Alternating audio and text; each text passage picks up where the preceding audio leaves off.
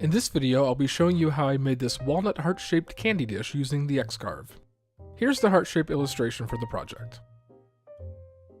First, we rough cut the wood using the miter saw.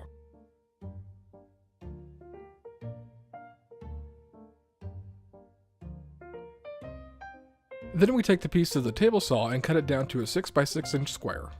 Next, we head over to the jointer to flatten the top and bottom surfaces.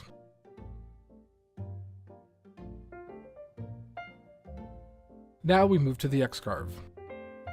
The carving process will take about 2 hours. The wood was too thick for the X-Carve to complete the process, so using the bandsaw I'll remove the excess material and then sand it down. The final step is to apply a few coats of polyurethane, sanding between the coats with 220 grit sandpaper. And there we go! One lovely heart-shaped candy dish for Valentine's Day. If you'd like to see how I made the wooden candy hearts, that video is also on my channel. If you like this video, please give it a thumbs up and share it with others. If you've not already subscribed, please do so and click that bell icon to be notified about future videos. Thanks, and see you next time.